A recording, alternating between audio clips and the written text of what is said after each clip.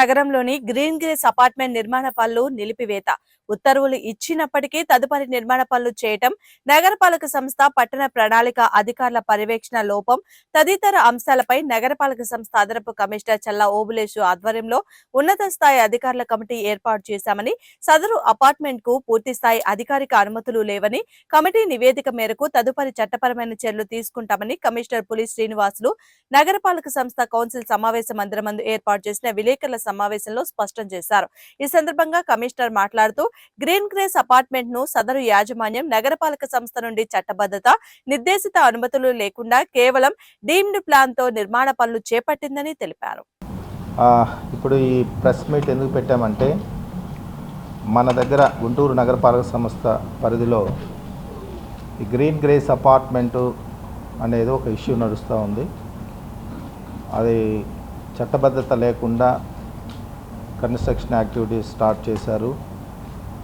దానికి సంబంధించి ఎలాంటి అనుమతులు లేకుండా ఫైనల్గా గుంటూరు కార్పొరేషన్ నుంచి ఎలాంటి అనుమతులు లేకుండా, అట్లనే వేరియస్ డిపార్ట్మెంట్ నుంచి ఎలాంటి ఎన్ఓసి లేకుండా ఈ ప్రాజెక్టుని ముందుకు తీసుకెళ్తున్నారు.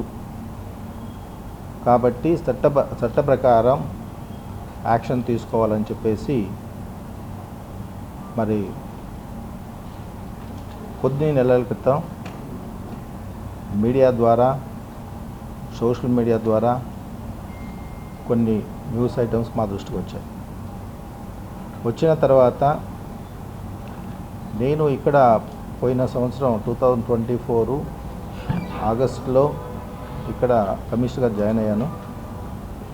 ఆ జాయిన్ అయిన తర్వాత మీ అందరికీ తెలుసు, బుడమేరు ఫ్లడ్స్ వస్తే అక్కడ దాదాపు 15 days అక్కడ ఉండటం జరిగింది.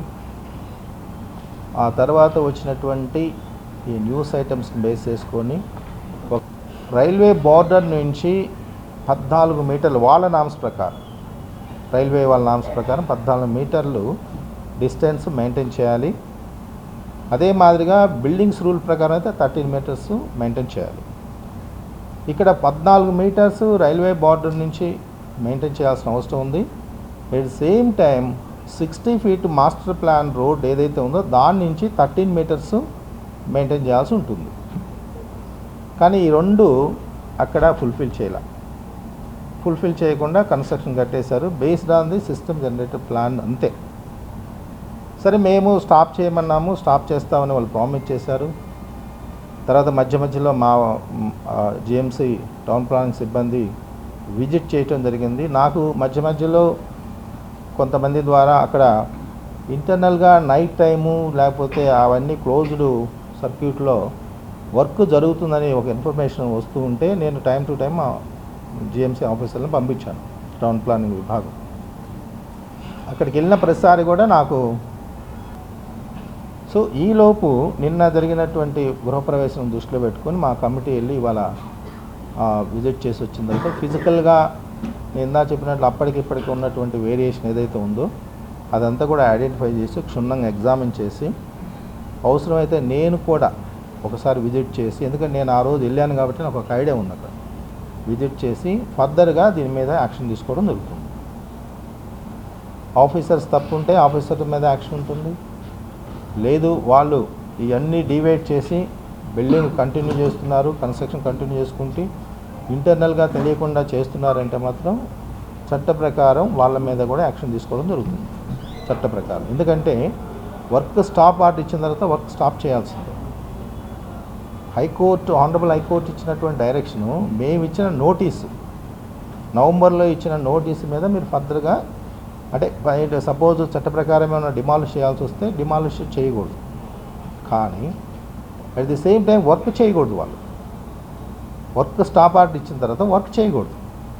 ఇప్పుడు ఇక్కడ ఏంటి, వర్క్ చేసినట్లు సరైనటువంటి ఆధారాలతో అనుమానాస్పద ప్లాను ఎవరైతే ఈరోజు మనకి రాష్ట్ర ప్రభుత్వం కల్పించినటువంటి సౌకర్యం ఏంటంటే ఎవరు కూడా ప్రజలు ఇబ్బంది పడకూడదు, వాళ్ళు ఆఫీసుల చుట్టూ ఎక్కువగా తిరగకూడదు. మొట్టమొదట ఒక అప్లికేషన్ పెట్టుకుంటారు. అప్లికేషన్ పెట్టుకొని దానికి సపోర్టెడ్ డాక్యుమెంట్స్ ఆన్లైన్లో ప్రొడ్యూస్ చేస్తే వాళ్ళకి సిస్టమ్ జనరేటెడ్ ప్లాన్ వచ్చేస్తుంది ఆటోమేటిక్గా, ప్రొవిజనల్ పర్మిషన్ లాగా. అది పెట్టుకొని వాళ్ళ వర్క్ స్టార్ట్ చేసుకోవచ్చు. కానీ వాళ్ళు ఏదైనా షార్ట్ ఫాల్స్ నోటీస్ చేసి ఫీజెస్ రిక్వైర్మెంట్ ఉంటే అవన్నీ కూడా ఫుల్ఫిల్ చేయాల్సిన బాధ్యత వాళ్ళకు ఉంటుంది. ఆర్ అదర్వైజ్ ఇల్లీగల్ కన్స్ట్రక్షన్ కానీ ట్రీట్ చేస్తాం. వాళ్ళు ఏంటి సిస్టమ్ జనరేటెడ్ ప్లాన్ తీసుకునేటప్పుడు కూడా మిస్రిప్రజెంటేషన్ ఆఫ్ ఫ్యాక్ట్స్, 14 ఫ్లోర్స్కి తీసుకుంటూ 4 ఫ్లోర్కి సంబంధించిన రైల్వే ఎన్ఓసి అది